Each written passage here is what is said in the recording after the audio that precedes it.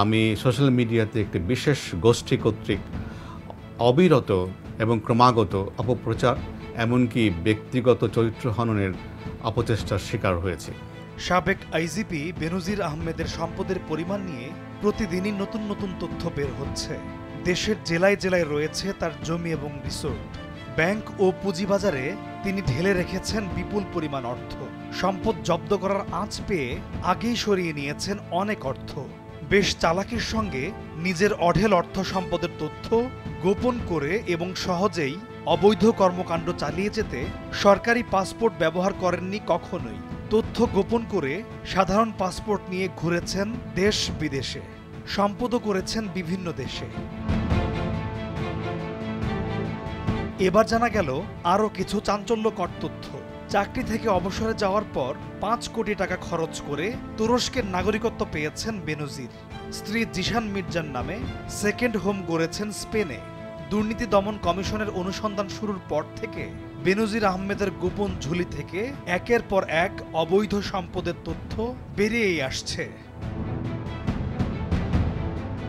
জ্ঞাত আয় বহির্ভূত বিপুল পরিমাণ সম্পদ অর্জনের অভিযোগের অনুসন্ধানের অংশ হিসেবে জিজ্ঞাসাবাদের জন্য বেনজির আহমেদকে আগামী ৬ জুন তলব করেছে দুদক। একই অভিযোগে ৯ জুন তার স্ত্রী ও ২ মেয়েকেও জিজ্ঞাসাবাদের জন্য তলব করেছে দুদক। তবে দেশ ছেড়ে পালিয়ে যাওয়ায় বেনজির ও তার স্ত্রী সন্তানের হাজিরার বিষয়টি এখনও অনিশ্চিত। কেউ বলছেন তিনি সিঙ্গাপুরে আছেন, কেউ বলছেন দুবাইয়ে, আবার কারো আন্দাজ তুরস্কেও থাকতে পারেন তিনি।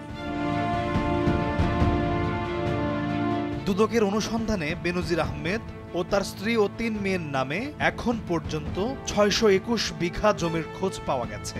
জানা গেছে একদিনেই ঢাকার গুলশানে ৪টি ফ্ল্যাট কেনেন বেনজির, যেগুলোর দাম ১৫ কোটি টাকার বেশি হলেও নামমাত্র মূল্য দেখিয়েছেন তিনি।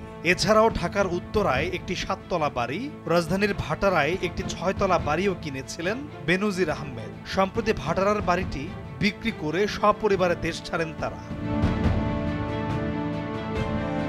কোটি কোটি টাকায় জমি কিনেছেন সেন্ট মার্টিন, কক্সবাজার এবং টেকনাফের বিভিন্ন স্থানে। এমনকি বান্দরবানের বিভিন্ন এলাকায় শত শত একরের পাহাড়ি জমি জোর করেও কেনা বাদ রাখেননি বেনজির। এসব জমিতে গড়ে তোলা হয়েছে বাগান, মাছের ঘের, গরুর খামার সহ সুদৃশ্য বাগান বাড়ি। সেখানে চলাচলের জন্য পাকা রাস্তা ও বিদ্যুৎ সংযোগের ব্যবস্থাও করেছেন তিনি। ট্রান্সপারেন্সি ইন্টারন্যাশনাল বাংলাদেশ টিআইবির নির্বাহী পরিচালক ডক্টর ইফতেখারুজ্জামান বলেন, বেনজির আহমেদ পুলিশের শীর্ষ পদগুলোতে চাকরি করাকালীন সময়ে ক্ষমতা পেয়েছেন। ক্ষমতা প্রয়োগ করেই অঢেল সম্পদের মালিক হয়েছেন, এ বিষয়ে কোনো সন্দেহ নেই। তাকে এবং তার সহায়তাকারীদের আইনের আওতায় আনতে হবে। পলাশ খান, ভোরের কাগজ।